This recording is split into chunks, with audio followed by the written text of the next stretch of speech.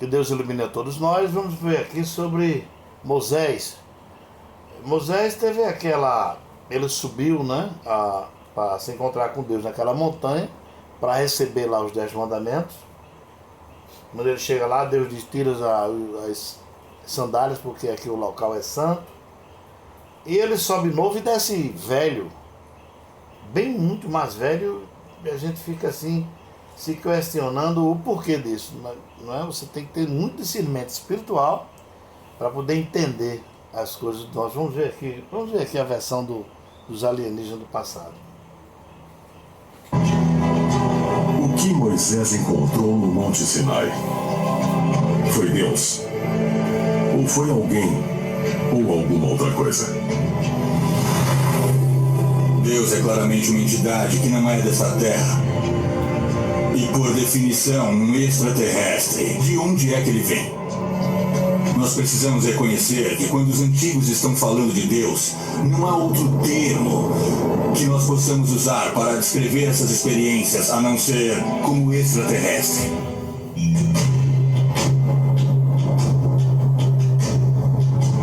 Israel, Jordão, margem oeste.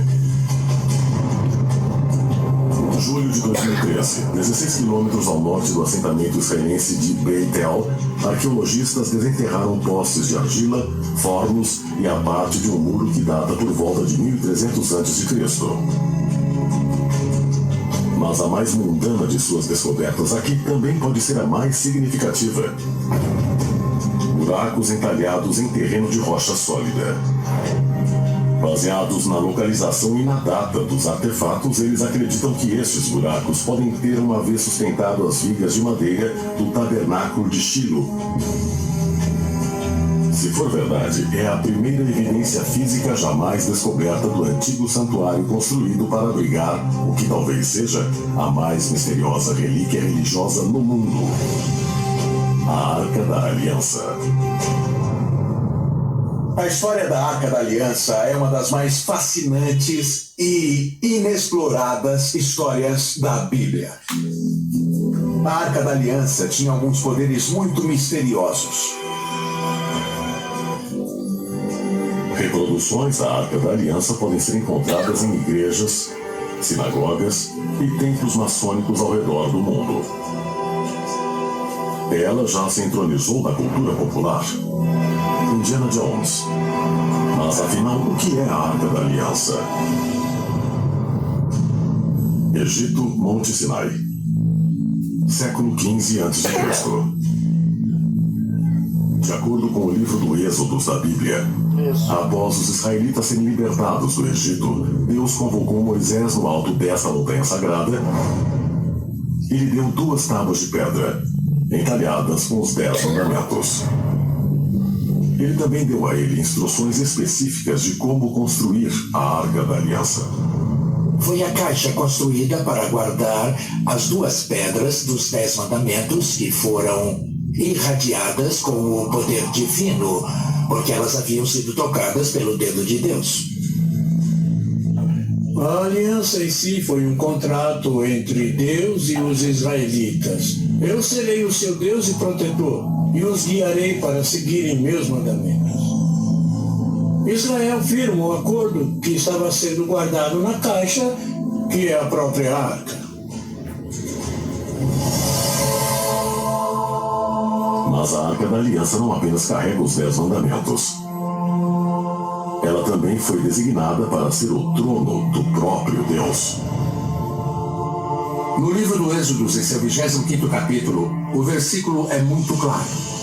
Deus diz a Moisés: deixe-os fazerem um lugar sagrado para mim, e eu, Deus, habitarei entre eles.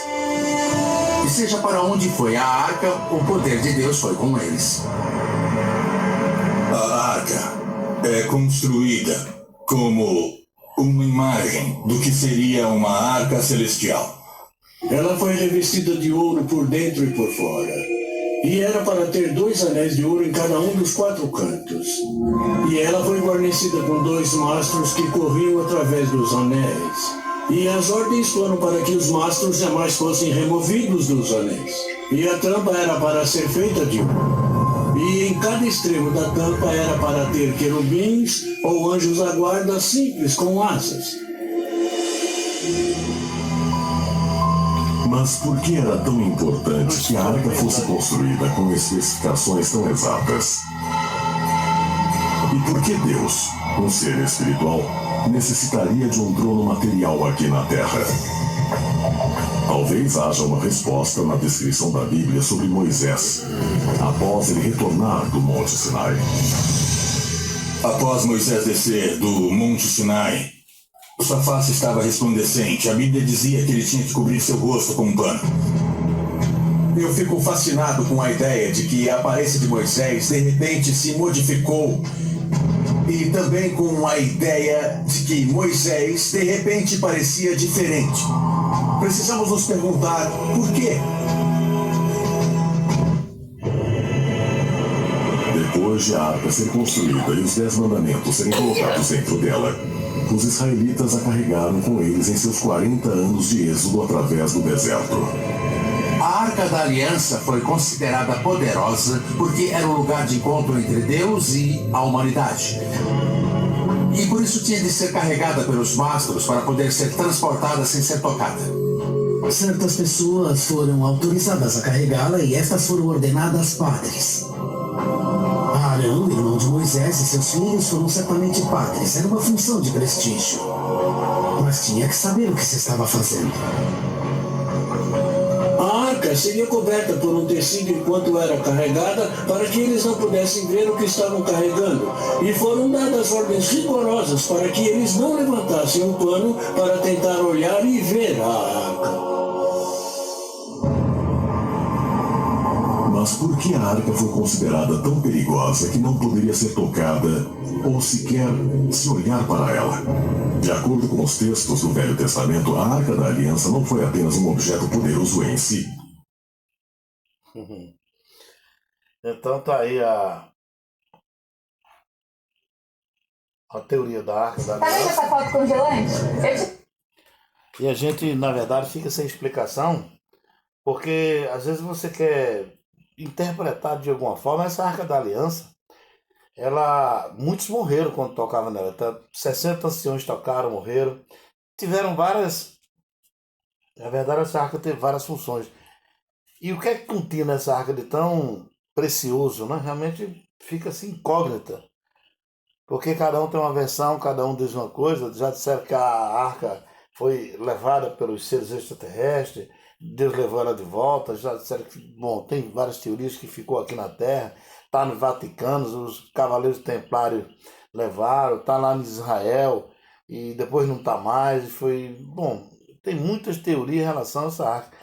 Essa arca, o Eric Von Däniken mesmo dá uma teoria de se fosse uma caixa de eletricidade que podia irradiar e matar pessoas que não soubessem manusear ela, a não ser os profetas lá, no caso, tivesse intimidade com a arca. Por isso que tinha muitas regras para não se aproximar da arca e assim outras coisas. Um abraço para vocês.